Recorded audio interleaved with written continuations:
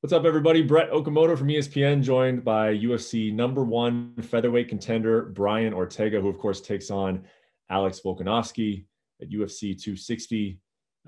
Eating some food, so the weight must be all right. Huh? We're not starving ourselves to get down to 145 pounds. You're eating well, it looks like. We're doing really good. That's great to hear. And eating. Science is amazing. That's great to hear, man. And the hair is not completely back, but it's long enough. Yeah, it looks very stylish. It's a good length. It was kind of at an awkward length there for a little bit, but yeah, it's coming in good now. I mean, I might as well start the interview with that, man. I mean, be real with me. How much do you miss the long hair? Slick back is dope though. Mm-hmm. Bald was I never liked to go bald because it got me too many problems in the neighborhood. Yeah. But I kept the hat on, and I do miss the long hair, but I don't have to worry. Every time I train, I don't have to like, oh wait, hold up my hair, or this or that. Like there's no freedom. Mm-hmm. Yeah, it's a sense of freedom. It's dope. Well, let's talk about this. Let's talk about this UFC title fight. So you're approaching the UFC championship fight for the second time in your career. I mean, I'm sure that this answer could take a long time, but what's different? What is the biggest difference for you personally as a man, as a fighter, whatever the case is, now looking back to the end of 2018 when you fought Max Holloway? Too many differences, way too many. A huge, complete change up in my life, my lifestyle, on my personal life, on my training life, everything. Everything's different, everything's new, everything's better. And I just honestly, I couldn't have it anymore. I'm more experienced now in the actual game of MMA, you know, like realizing what this game brings more of, and, you know, the ups and downs, experiencing defeat. I'm just started to become a veteran. Mm-hmm. Yeah. How does that feel to say you're becoming a veteran? It feels pretty good. You know, bittersweet, but it feels good. Huh. When you look back on that Korean Zombie fight, and it was man, it was one of the top performances, I think, of 2020, you know, and there were a lot of great performances, of course, and you only got to fight that one time, but maybe we didn't get to talk enough about it. And I'm sure we'll start talking about it more as this fight continues to get closer. But when you look back on that fight against Korean Zombie, how do you feel about it now, months removed? I mean, obviously it was a great night for you that night. When you think back on it now, when you look back on it now, what are your takeaways from it? It's crazy because I didn't know how the fight was going to happen, what route it was going to go. And I remember Tiki telling me before we walked out, he's like, look at me, like, you're going to have a flawless performance tonight. He's like, flawless. It's like, you don't even know. And I was just like, all right. And then that happened. I was like, after the fight, I was like, oh, damn, you fucking called it. Yeah, it was good. I stuck to the game plan. I listened to everything that everyone had to say. I didn't deviate from the plan, and I stayed on it.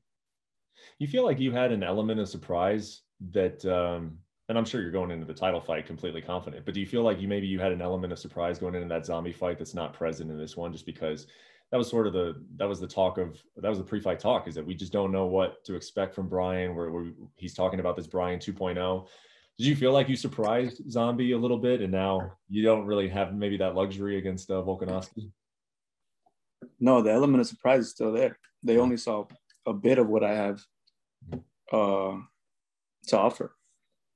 And I said it before, I'm barely learning how to fight the way we fight in the UFC. Before, it was just fight to win and try to finish, and, you know, like warrior, and go in there and either kill them or die on your shield. Now it's like, yo, let's bring smartness, let's bring game plans, let's watch footage, let's do things a different way than you're used to. Let's actually have real trainings where we're not just going hard every time, but we're learning, we're growing, and then we're pushing, and then we have our days where we push, our days where we learn, our days where we relax. It's a complete whole different scenario. And so yeah, I'm still learning, and I'm still getting better. And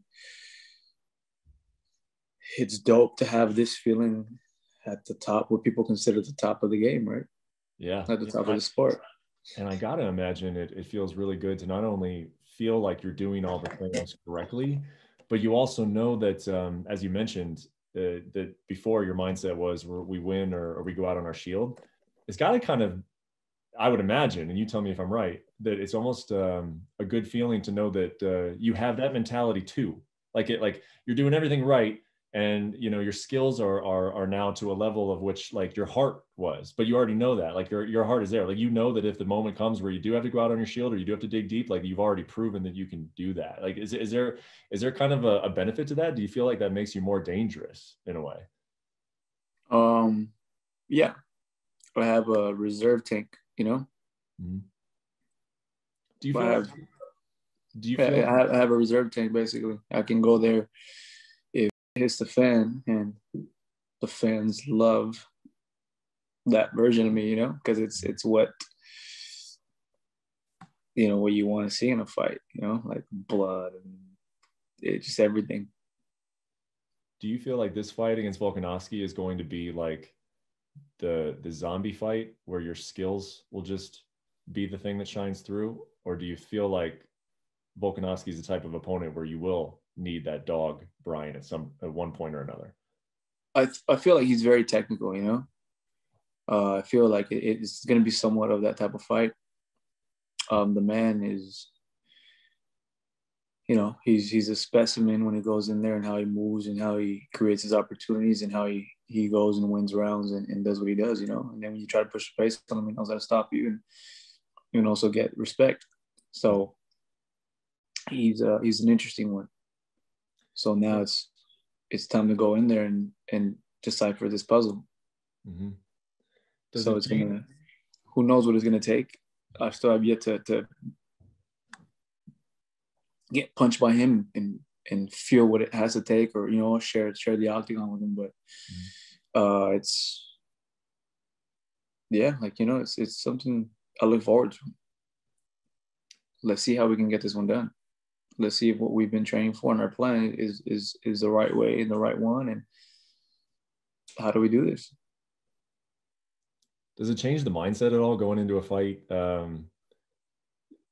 Because what you said about Volkanovski, I've heard other guys say it, and it's not even, no one says it like in a disrespectful way. I think you've been complimentary of him before. I mean, you've said he's a champion. Obviously, you've met him personally. You have nothing against him, so it's not like it's a complimentary way of saying it. But he's like a competitor as opposed to a fighter, And does it change like your game plan or maybe some of the keys or even just your mindset, knowing that you're going in against a guy who's really, really good at winning rounds and not necessarily, whereas, in a lot of your other fights where it's like a fight, it's just kind of like chaotic. Is it different that way? I mean, I feel like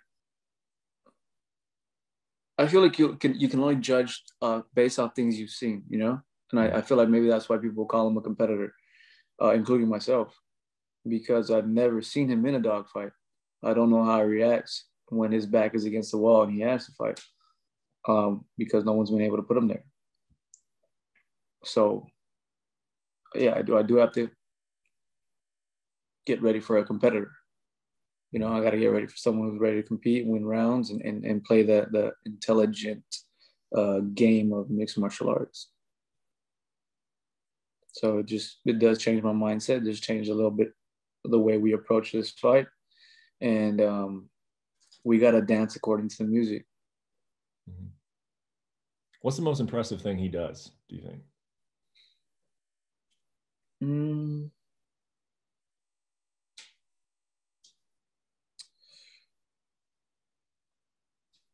I feel his ability to win the rounds, his ability to stay focused, not lose discipline, no matter what you throw at him. Even if he does get hit hard, he's got good discipline. He's able to go in there and still execute his plan, still stay at the task. He's still able to adjust very well and stick to that plan and not deviate from it. And yeah, he's a focused man. Yeah, yeah. when we went back and watched, I went back and watched that zombie fight this morning, and I had forgotten what you said in your post-fight interview. Honestly, the part about, the part about, Learn to count. if you support me, great. If you counted me out, learn how to count. Yeah. And then I watched the post-fight interview, and I don't know if you were even asked about it. You went in, it seems like, with a chip on your shoulder. Did you feel like a lot of people counting you out just because of one loss to Max Holloway? Yeah. It was, yeah, this game is crucial, man. This game is crucial. These fight fans, a bit difficult to work with sometimes. You got Raider fans, you got Laker fans, you got Dodger fans, win, lose, they're true blue, or however you want to call it. And then you got MMA fans, and then they tend to switch up faster than other sports that I've seen. Mm-hmm. So the level of the personal level that you let it affect you, depends a lot, which is something I did a lot to affect me. I think that soup was, boiling for 2 years. Mm-hmm. I think it was in there, it was cooking. Everyone kept adding ingredients, whether it was fans, whether it was people that I knew, whether it was people close to me, where it was everyone just kept throwing their 2 cents in there and talking their. So it just felt good to say, like, yo, all you guys. It didn't affect me. I'm still here. I'm still moving. And I'm still moving on my life, my career. I'm as happy as I can be. I'm reminded of a line that welterweight champion Kamaru Usman once said, and it was, keep that same energy. And so I'm wondering if, because of how good you looked against Korean Zombie, are you trying to keep that same energy? Because you performed very well with that soup boiling. So do you still want sort of that chip on your shoulder, or is it, water under the bridge now after your last performance? I haven't thought about it. I mean, I'm game no matter when I show up, The chip on the shoulder it was an extra push. It's like having a good song while you're working out, it gives you that extra little boost. But there's no other feeling than getting punched in the face and having to win the fight. Mm-hmm. I don't need any chip on the shoulder to, when I'm in there facing this guy, there's not be like, oh, come on, guys, I need hate to try to get through this. No, like, I gotta win and get through this no matter what. Mm-hmm. Yeah. So, yeah. I want to ask you a question about mixed martial arts in general, but then obviously, how it kind of applies to you. And that is that in championship fights, we're not seeing jiu-jitsu win them as much as maybe we used to. It seems like you need jiu-jitsu. If you're deficient in jiu-jitsu, you're not going to be able to be successful in this sport. But in terms of actually implementing it at the highest level, it just, it seems like these guys have good takedown defense. They have good submission defense, and like I've talked to like coaches and fighters about it, and saying like at the highest level, it does come down a lot to striking. And I think that's probably accurate. And you look at a lot of these championship fights. And when I think about you, man, you have such a weapon with your jiu-jitsu. Where do you think like your jiu-jitsu comes in as a number one contender, as a potential champion? How do you view that weapon? Because it's such a potent one, but I have more weapons and more tools to finish the fight. Mm-hmm. Some people only have the ability to strike away and win by points. Some people only have the ability to take you down and hold you down, not be able to submit you. Some people have the ability to only submit you. Everyone, I feel like everyone has gravitated to what they're good at and became really good at it. Versus when you face me, you have to worry about every angle. You can't relax on the ground. You can't relax against the fence. You can't relax on the stand-up. I've really loved the saying I've always said, and I keep perfecting it, is pick your poison. I'm dangerous everywhere, and I can finish you from everywhere when I see that window. Mm-hmm. So I'm just, I feel like jiu-jitsu is a big key to that. You know, it's the ability to say, go ahead and take me down. Mm-hmm. You don't want to be in my guard. The second we go to the ground, you pop back up like there's a pit bull down there, because there is. Second I get a bite of that neck, that you're not going anywhere. It's just different. Mm-hmm. So a lot of people have stuck to their their fortes and haven't really gone there. And my forte was jiu-jitsu, so I've been able to grow and learn other things.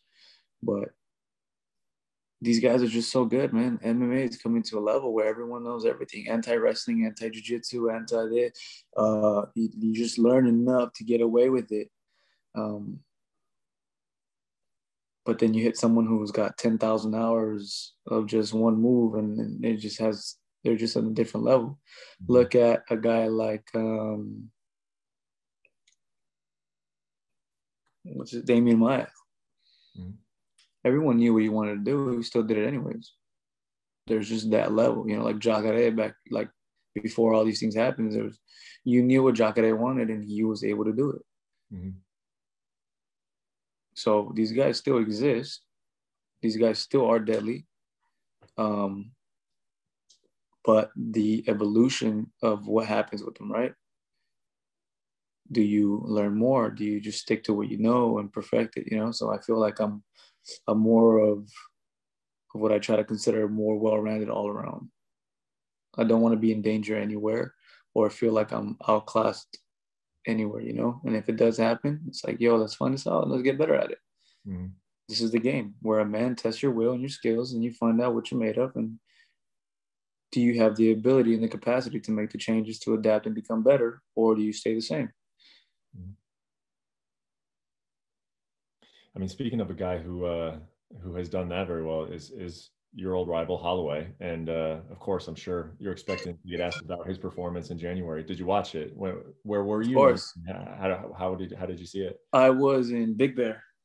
I remember I was in Big Bear.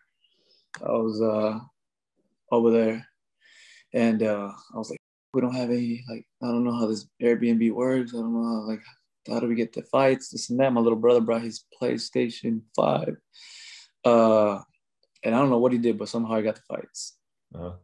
He got them, and I was like, oh, thank you, bro. Like, let's watch them. And then I was like, whoa, like, this man came. If he didn't come out before, he came out. Like it was, I'm not a hater, man. I give credit where credit's due. He came out, he looked amazing. He did a beautiful job. Very entertaining fight, not just on everything, but even his ability to talk to the commentators and move, and still, like, he was in the group. He was on fire that night. Mm-hmm. That man was on fire that day or night. I don't even know where he fought, Abu Dhabi or Vegas. So however it was, but the man, huh? It was Abu Dhabi, yeah. So 4:30 in the morning, whatever it was, that man was on fire that night. So I give credit where credit's due, man. I'm not a hater. He looked amazing. Did you see any of the memes that night where, that Leonardo DiCaprio one where he's got the beer and he's like pointing at the TV, and it was like, I saw it a million times, where it was like Brian Ortega watching the Calvin Kattar fight. It was basically saying like you could place yourself in there, and I could. I can bring this up because I think you got the confidence to laugh about it. I could. I was like, no, literally that was happening, and I was like, I know what that man's going through. Mm-hmm. I know what that man's going through. And then when you check the numbers, like, well, he knows more than I do because he got him worse than he got me. Mm-hmm. But at least the good part was Kattar still healthy. Like, I think maybe the nose probably.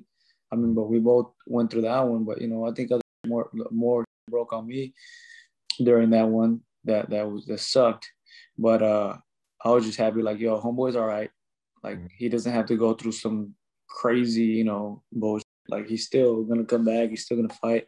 He's still on top. He's still top 10, I believe. And it was more understanding on both sides. I see the whole thing. I try to see I try to see everything. Yeah. I see how he feels, how he's doing. I see how Max is feeling, how he evolved. I'm very observant. When you're watching that fight and you're watching him have a performance like that, are you looking at him as like, are you watching as a fan? Or are you watching as a I'm gonna beat that man someday? Are you watching it? Both. Yeah, I'm like, oh, damn, you know, like, and then I'm like, oh, I know what that feels like. Yep. And then it's like, okay, now let's study him. It varies, you know, it depends how the fight goes and how your mind receives all that. But, you know, it's like at some points when I was watching that fight, I was like, what would I do now? Mm-hmm. If I was in there right now, how would you move? And then it's like, then he would do some crazy. And you're like, oh, that's dope. And you forget about that. And then you're just like in full fight fan mode. Mm-hmm. And then it just kind of shifted through both of them. Oh.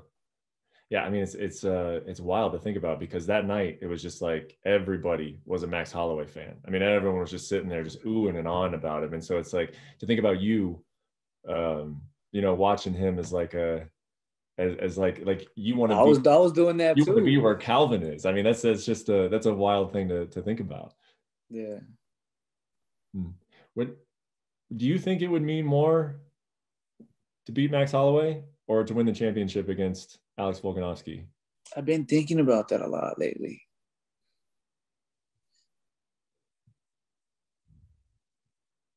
It's still like, I don't know. There's no, it's like, okay, you win, you're the champ, but this man beat you. Like I wouldn't feel 100% the champ if I didn't run it back, you know? Mm-hmm. There's just that man has that on his resume, you know? He gave you your first loss, something you can never take from him. So now it's like, well, we got to make this right, you know? So yes, it would be amazing because there's no credit taken from Volkanovski, you know? This man won twice over Max, despite what everyone wants us to talk about or say, right? Judges are judges. We can't, you know, like us as fighters, we can't control that. You know, we can maybe learn more from Volkanovski and how he does it to try to control that, to see what he does different that is working on his side, that it's not working on ours, and try to learn something from him. But yeah, I don't know which one is, you know, like obviously it'd be amazing to be a champ and say, hey man, like just mission accomplished. You told yourself you're gonna get this belt and you did it. Congratulations. Now this belt, Max. Like, yeah, I'm a fighter, bro. Like, I think he said it. I think Max said it himself. He's like, bro, you beat me one time, I'm gonna want to fight you again. You beat me 2 times. He goes, I'm gonna want to fight you 80 times so I can beat you. Yeah. And that's the same mentality I have. You beat me up 20 times, I'm gonna come back the 21st time to saying I still want some. I'm stubborn or competitive, whatever you want to call it, but I have that fire in me where that's how it is. And that's how I got better in the gym. You know, these guys beat me constantly. These guys beat me 1,000 times and I got better. So I know I'm capable of it. So to be able to do it in this game is just a little bit difficult because, you know, they're fights, you know, fans don't want to watch the same fight over and over again or the same people. Yeah. And I don't understand why, because you guys watch the same people play each other in basketball. The same teams play each other constantly. Yeah. It's always different. It's always something that, you know, so I don't know what's up with that, but yeah. Unless it's a complete burnout, you know, where you just completely get dominated 3-4 times and it's like, we don't want to see that anymore. You know, like let whoever is getting beat up like that, no, like don't do that to them. But if it's like, why not? But we'll see.